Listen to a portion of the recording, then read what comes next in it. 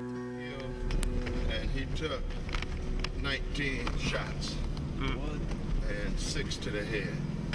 So they have an exemplary killing there. Yeah. They was trying to send a message to them that if they don't pay the money, that's what's going to happen to them.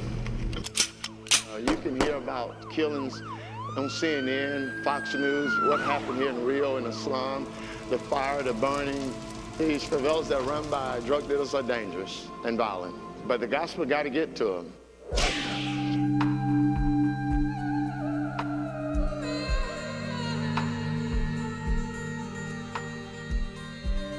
My name is Reese.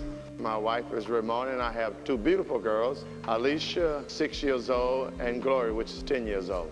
I'm the strategy coordinator for the urban poor of Rio de Janeiro, which is basically the slums, what we call favelas in Rio.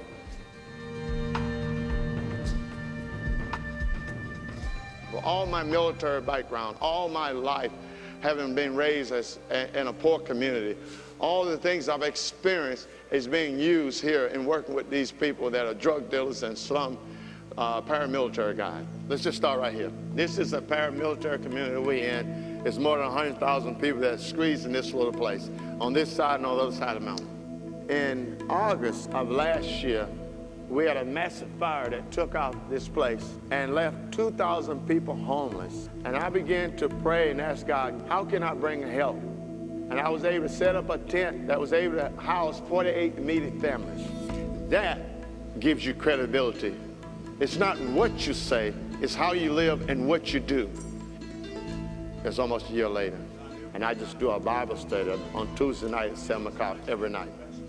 We have 50 decisions, and they have integrated into 2 Baptist churches here, First Baptist and Second Baptist, which is some of our new starts in this community.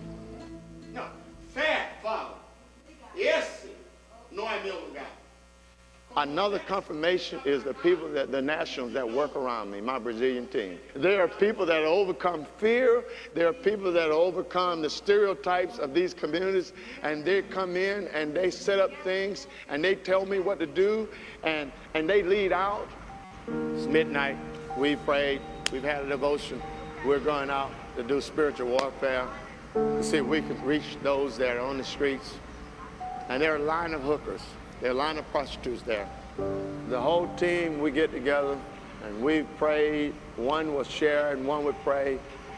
Every night we go out, God always proved himself to be powerful.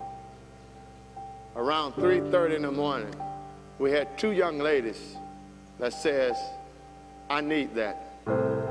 When you look at who God can use, Marcia, who's a prostitute and a drug addict. And what she do now? She goes into dangerous places with me. She's always praying.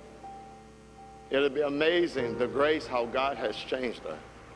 If you could see her when we met her, and you see her now, only the grace of God could do that. Only the grace of God could do that.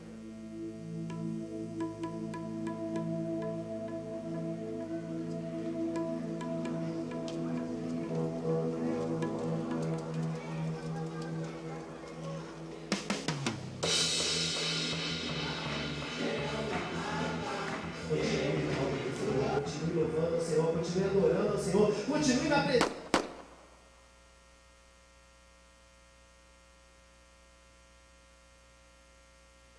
Você está dentro, no fundo do poço. Well, you asked about how does forgiveness work in these type of slums and these communities of paramilitary and drug dealers.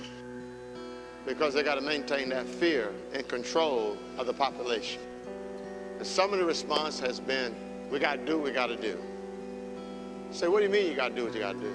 Well, Pastor, if we don't have order, if we don't have control here, then we can't even make space for forgiveness. So that's how forgiveness operates in both the drug dealer community and the paramilitary community. There's times I've got to move and I got to leave. And there's times I can't ask nothing, I got to go. So I must work within the reality of these slums. A young lady by the name of Donalika lives in Cidade de Deus. She's accepted Christ. she preaches Jesus to everybody in that little area. She's preaching Jesus, buddy. There's bullets flying around. That's one of the most dangerous areas, that bullets flying. One time I was back there and bullets was flying and I hit the ground and she rolled me down in her little Baja cone and she says, "Are you all right?" You don't think I have fear when bullets are flying? I mean, I'd be lying. But I got to call it.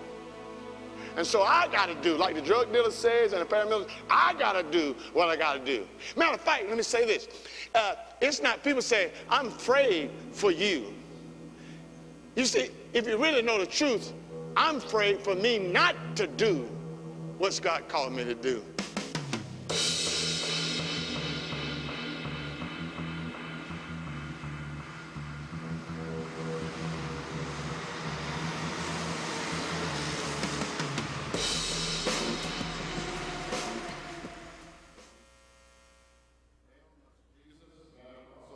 And all the world go free. There's a cross for everyone, and there is a cross for me. Let the church say amen. Amen. Last week, we learned when we enrolled into the school of prayer that prayer is more about listening than speaking. Amen. It's more about listening than speaking. If that be the case, then God is speaking to you and me in prayer. Amen. How many of you have went to God in prayer with a heavy heart, and before you got off your knees, God has spoken to you, and you had felt the comfort of God in your prayers? Can I get amen? Amen. Come on now, y'all got to say amen. I ain't back there. I'm preaching tonight. Now, come on. So let's tie it together, prayer and faith. So if God is speaking in prayer, he is telling us a direction. He is giving us comfort. And usually when God gives us direction, he wants us to do something. Can I get amen? Amen. He wants us to do something. And so then we come to faith. Then we come to faith. You see, God speaks in prayer, and he wants us to hear him in prayer. And then once he speaks, we must act on what he has said. Can I get amen? So then we move prayer into faith.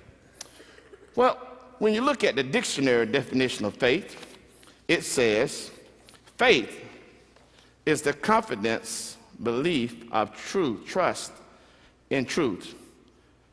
As with trust, faith involves a concept of future events or outcomes and is used conversely for a belief not resting on logical proof of evidence.